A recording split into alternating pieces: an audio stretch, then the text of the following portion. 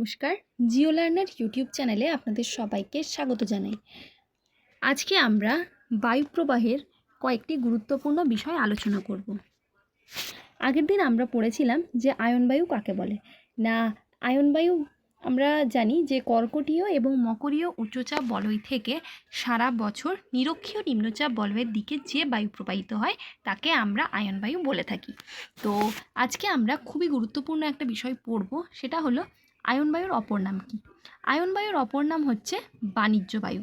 এবং আয়ন বায়ুকে কেন বাণিজ্য বায়ু বলা হয় এটা কিন্তু খুবই গুরুত্বপূর্ণ একটা প্রশ্ন, যেটা পরীক্ষায় তোমাদের কিন্তু অনেক সময় দিয়ে দেয়। তাহলে আয়ন বায়ুর ইংরেজি নাম হলো ট্রেড উইন্ড। ট্রেড মানে বাণিজ্য এবং উইন্ড মানে হচ্ছে বায়ু। তাহলে আয়ন বায়ুর অপর নাম হলো কি না বাণিজ্য বায়ু। কেন আয়ন বায়ুকে বাণিজ্য বায়ু বলা হয় এটা আমরা এখন পড়ব।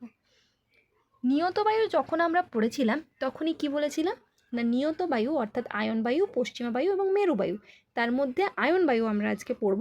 তো আয়ন বায়ু কি হয় না, কর্কটীয় উচ্চচাপ বলয় থেকে সারা বছর কিন্তু একই দিকে নিরক্ষীয় অঞ্চলের দিকে এবং মকরীয় উচ্চচাপ বলয় থেকে সারা বছর কিন্তু একই দিকে একই গতিবেগে নিরক্ষীয় নিম্নচাপ বলয়ের দিকে ছুটে আসে। অর্থাৎ কর্কটীয় এবং মকরীয় উচ্চচাপ বলয় থেকে নিরক্ষীয় অঞ্চলের দিকে সারা বছর কিন্তু একই দিকে ছুটে আসে। তাহলে একই প্রবাহ পথ, এটা তো আমরা বুঝেই গেলাম। এরপরে আগেকার দিনে যখন পালতোলা জাহাজগুলো বাণিজ্য করতে যেত তখন কি হতো, এই যে একই দিকে একটা বায়ু প্রবাহিত হচ্ছে এটা ওনাদের দিকটা ঠিকঠাক নির্ণয় করতে কিন্তু সাহায্য করত। অর্থাৎ বাণিজ্যের ক্ষেত্রে কিন্তু ওনাদের কি হতো, হেল্প হতো। তাই এই বায়ুর অপর নাম কি বাণিজ্য বায়ু। এরপরে যেটা পড়বো সেটা হলো খুবই গুরুত্বপূর্ণ একটা বিষয়, ITCZ, ইন্টারট্রপিক্যাল কনভার্জেন্স জোন।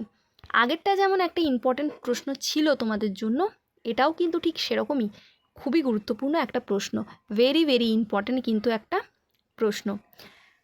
এটাকে আবার আন্তঃক্রান্তীয় অভিসারী অঞ্চলও বলা হয়।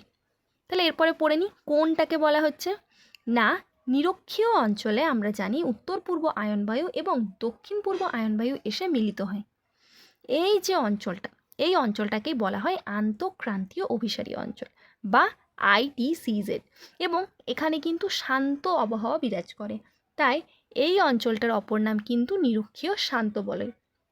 আমরা যখন বায়ুচাপ বলয়গুলো পড়েছিলাম তখন কিন্তু এই বলয়টার কথা আমরা পড়েছিলাম যে এইখানে কি হয় না, অনুভূমিকভাবে কিন্তু কোনো বায়ুপ্রবাহ লক্ষ্য করা যায় না, এখানে কিন্তু বায়ুর উলম্ব স্রোত লক্ষ্য করা যায়। ঠিক আছে, তাই এই অঞ্চলটাকে কিন্তু নিরক্ষীয় শান্ত বলয়ও বলা হয়। ধন্যবাদ। ভালো লেগে থাকলে একটি লাইক করে দিও এবং কমেন্টে জানিও।